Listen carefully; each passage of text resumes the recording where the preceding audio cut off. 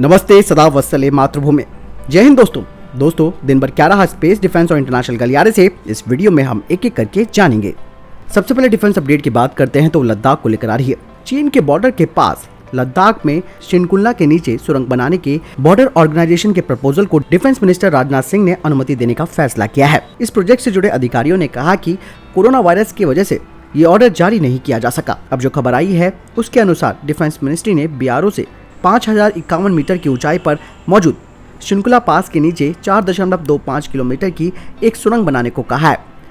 इससे इस रूट पर किसी भी मौसम में आवाजाही रहेगी। लद्दाख क्षेत्र में सेना को आपूर्ति पहुंचाने के लिए ये रूट बेहद महत्वपूर्ण है। अधिकारियों ने बताया कि डिफेंस मिनिस्टर राजनाथ सिंह और वरिष्ठ अधिकारियों ने national highways and infrastructure development corporation यानी कि NHIDCL के शिनकुला के नीचे 13.5 किलोमीटर की सुरंग बनाने के प्रपोजल की बजाय बीआरओ को कम लंबाई वाली सुरंग के प्रपोजल की स्वीकृति देने का फैसला किया। ऐसा अनुमान है कि बीआरओ की ओर से बनाई जाने वाली सुरंग के कंस्ट्रक्शन पर लगभग 1000 करोड़ रुपए खर्च होंगे। इसका डिजाइन साधारण होगा और इसमें अधिक इलेक्ट्रोमैकेनिकल फिटिंग्स की जरूरत नहीं होगी। आपको बता दें कि रोहतांग पास के नीचे अटल टनल के निर्माण के बाद भी सर्दी के मौसम में बर्फबारी के कारण इस रोड में आवाजाही करना मुश्किल हो जाता है। चीन के साथ पिछले कुछ वर्षों पर बॉर्डर पर टकराव की घटनाएं बढ़ने के कारण ये क्षेत्रीय रणनीतिक नजरिया बहुत ही महत्वपूर्ण भी है। अगली अपडेट पाकिस्तान को लेकर आ रही है, जो कि कश्मीर को हथियाने के लिए उम्मा सेना का नेतृत्व करना चाह रहा है। जिस तरीके से इजराइल और फिलिस्तीन में आपसी युद्ध हो रहा है, ऐसे में पाकिस्तान के जो सलाहकार हैं उनका मानना है कि अब उन्हें उम्मा सेना का नेतृत्व करना चाहिए। अगर इस क्षेत्र में अरब देश और 53 इस्लामिक देश उन्हें इसके लिए पैसा दे। पाकिस्तान के जो विचारक हैं यानी कि दुर्बुद्धि विचारक हैं, उन्होंने ये तर्क दिया है कि इजरायली सेना को खत्म करने के लिए और फिलिस्तीनी राज्य की स्थापना करने के लिए उम्मा सेना को तैयार किया जाना चाहिए। लेकिन यहाँ पर एक बात जानना बेहद जरूरी है कि इजराइल के साथ पिछले सभी युद्धों में अरब उनसे जीत नहीं पाया है और उसको अपमानजनक हार का सामना करना पड़ा है, और ये तब है जबकि उनकी संख्या इजरायलियों से ज्यादा है। हालांकि पाकिस्तान इस तरीके का जो भ्रमित प्रोपेगेंडा है वो भारत के खिलाफ कश्मीर को हथियाने के लिए भी कर सकता है, क्योंकि पाकिस्तान अंतर्राष्ट्रीय दबाव भारत पर बनाने में विफल रहा। उम्मा सेना का निर्माण केवल फिलिस्तीन तक ही सीमित नहीं रहेगा, बल्कि ये कश्मीर तक भी आ सकते हैं। और पाकिस्तानियों की ये विचारधारा है कि वो इजराइल के खिलाफ युद्ध में भाग लेने के लिए तैयार इस तरीके के नौजवानों को मुआवजा भी देंगे और बाद में वो भारत के खिलाफ भी कश्मीर में मोर्चा खोलेंगे। पाकिस्तान के कब्जे वाले कश्मीर की कठपुतली प्रधानमंत्री राजा मोहम्मद फारूक हैदर खान ने हाल ही में तर्क दिया था, भारत और इजराइल के अब गिने चुने दिन बचे हैं। इस प्रकार की धारणा को बढ़ावा देने के लिए प्रत्येक पाकिस्तानी इजराइल के खिलाफ युद्ध छेड़ने के लिए तैयार है, यदि अरब उनको पैसा दे, ताकि उम्मा सेना को युद्ध में लाया जा सके। और उसके बाद कश्मीर में पाकिस्तानी मीडिया में अधिकांश समाचार पैनलिस्ट ये तर्क दे रहे हैं कि कैसे फिलिस्तीन के मुद्दे को कश्मीर से जोड़ा जा सकता है, ताकि इसे भी अंतर्राष्ट्रीय प्रचार मिल सके। कई पाकिस्तानी ये समझते हैं कि फिलिस्तीनी स्टेट की स्थापना से कश्मीर पर कब्जा करना आसान हो जाएगा, यानी कि उनकी अभी भी 1947 वाली मानसिकता है। 3 लड़ाइयां वो हमसे लड़ चुका है, उसमें वो हार चुका है, साथ ही दूसरी ओर वो इजराइल को मान्यता नहीं देता है। तो कुल मिलाकर उम्मा सेना का निर्माण करना कश्मीर को हथियाने की एक प्लान है, एक साजिश है पाकिस्तानियों के द्वारा, और वो इस तरीके के बयान दे रहे हैं कि ताकि अरब देश सहायता करें और इस तरीके की सेना को गठित किया जा सके जो कि इजराइल के खिलाफ लड़े और बाद में उनका इस्तेमाल कश्मीर में किया जा सके। लेकिन यहाँ पर एक बात मैं बताना चाहूंगा, इजराइल अपनी जगह पर है और भारत अपनी जगह पर है। इजराइल भले ही हमास को जो जवाब दे रहा है वो सीमा पार करके नहीं दे रहा है, बल्कि अपनी सीमा के अंदर से दे रहा है, और भारत घर में घुस के मारना जानता है। और ये बात इन पाकिस्तानियों की भेजे में आ जानी चाहिए। इनकी उम्मा सेना की खोपड़ियां भी उसी तरीके से उड़ेंगी जिस तरीके से पाकिस्तानी सेना की खोपड़ियां भारतीय सेना ने उड़ाई थी। अगर ये अपनी अकल और अपनी समझदारी को यहीं तक सीमित रखते हैं तो उम्मा सेना आ जाए या फिर पाकिस्तानी सेना आ जाए, दोनों को तसल्ली से तोड़ा जाएगा। आपको क्या लगता है इस विचारधारा के ऊपर पाकिस्तान की? आप कमेंट सेक्शन में लिखकर जरूर बताएं। अगली अपडेट मिनिस्ट्री ऑफ डिफेंस को लेकर आ रही है। मिनिस्ट्री ऑफ डिफेंस यानी कि रक्षा मंत्रालय ने कहा कि वे जल्द ही सेकंड नेगेटिव इंपोर्ट लिस्ट को रक्षा हथियार प्रणालियों पर आयात प्रतिबंध की दूसरी सूची रक्षा उत्पादन के क्षेत्र में स्वदेशीकरण को बढ़ावा देगी। दूसरी नेगेटिव लिस्ट में टैंक और विमान के अलावा अन्य बड़े हथियार सिस्टम शामिल है, और मंत्रालय अब उन हथियार प्रणालियों की लिस्ट पर अंतिम रूप से विचार कर रहा है जिनके आयात पर प्रतिबंध लगाया जाएगा। हालांकि कोविड-19 की वजह से इस लिस्ट में देरी हुई है।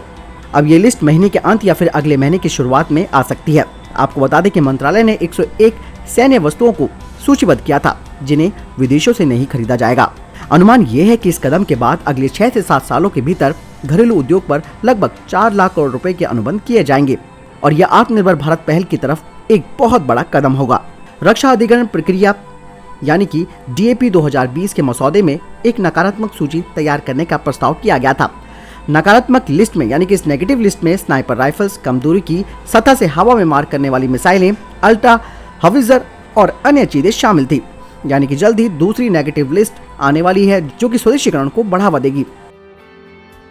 अगली अपडेट की बात करते हैं तो भारतीय नौसेना को लेकर आ रही है। भारतीय नौसेना को अब जल्द ही PMO से अगली पीढ़ी की 6 परमाणु अटैक पनडुब्बियों के लिए आधिकारिक मंजूरी मिलने वाली है, ताकि इस दशक के अंत तक पहली अटैक पनडुब्बियों को उतारा जा सके और उन्हें सर्विस में इंडक्ट किया जा सके। नौसेना ने परमाणु पनडुब्बी को और भी अधिक शांत और गुप्त बनाने के तरीकों को इजाद किया है, ताकि ध्वनिक स्तरों को यानी कि एकॉस्टिक लेवल को कम करने के लिए जो ट्रेडिशनल यानी कि पारंपरिक प्रोपेलर से छुटकारा पाने का फैसला भी किया गया है और इसकी बजाय परमाणु अटैक वाली पनडुब्बियों के लिए पंप जेट प्रपल्जन सिस्टम के साथ जाने का फैसला किया है। एक पंप जेट प्रपल्जन सिस्टम एक पनडुब्बी को आगे बढ़ाने के लिए पानी का एक जेट बनाती है और लेस कैविटेशन पैदा करती है, जबकि ट्रेडिशनल प्रोपेलर्स बबल को क्रिएट करते हैं। लेस कैविटेशन का मतलब है कि इसकी लोअर एकॉस्टिक सिग्नेचर होना यानी कि ध्वनि हस्ताक्षर ये बहुत कम करेगी। फ्रांसीसी नौसेना समूह ने भारत की अगली पीढ़ी के परमाणु अटैक वाली पनडुब्बियों के विकास के लिए अपनी गैर परमाणु तकनीक भी पेश की है। सूत्रों ने बताया कि भारत की इस तरीके की नई पनडुब्बियों में बरकूडा परमाणु पनडुब्बियों की पंप जेट प्रपल्जन सिस्टम का डेरिवेटिव होगा। पंप जेट उच्च गति पर अधिक कुशल होते हैं, जो कि परमाणु हमले की पनडुब्बियों के लिए बहुत महत्वपूर्ण होते हैं, जिन्हें अक्सर अपने आक्रामक अभियानों के लिए दुश्मन की रेखाओं के पीछे काम करना पड़ता है।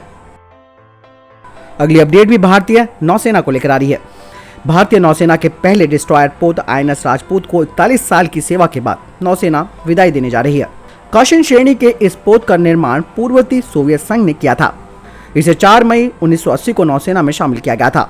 ये पोत पिछले 4 दशकों से कई प्रमुख मिशनों में भाग लेता आया है। इसने भारतीय शांति रक्षक बलों की सहायता के लिए श्रीलंका में चलाया गया ऑपरेशन अमन और मालदीव में बंधकों की समस्या के समाधान के लिए चलाया गया ऑपरेशन कैक्टस भी शामिल है। ये भारतीय नौसेना का पहला ऐसा पोत है जिसे थल सेना की राजपूत रेजिमेंट से संबंध किया गया है।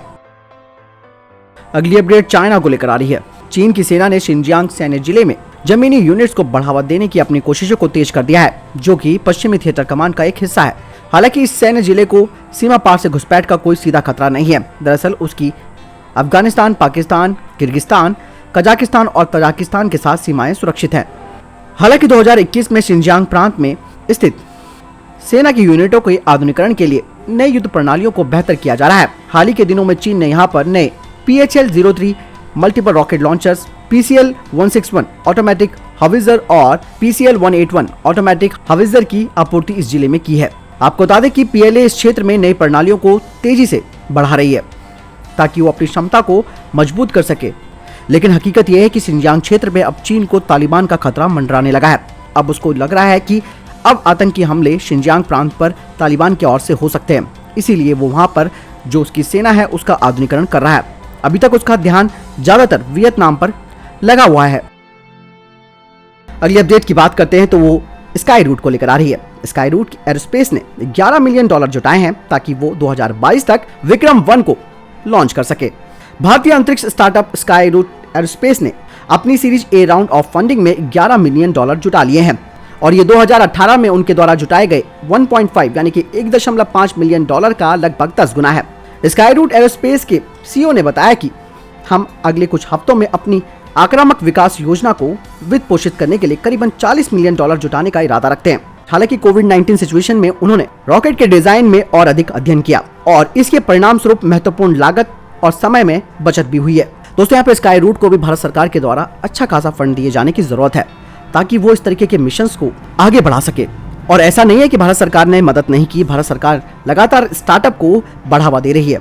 इसीलिए स्काई रूट के अलावा भी चेन्नई में अग्निकुलम कॉस्मोस भी है। तो दोस्तों, ये थे अभी तक के टॉप डिफेंस और स्पेस अपडेट्स। वीडियो के संबंध में कोई प्रश्न, जवाब या आपका कोई सवाल है, आप कमेंट सेक्शन में लिखकर जरूर पूछ सकते हैं। बहरहाल इस वीडियो के लिए इतना ही। चैनल को सब्सक्राइब करना ना भूलिएगा। मिलता हूं नई अपडेट के साथ, तब तक के लिए जय हिंद, जय भारत।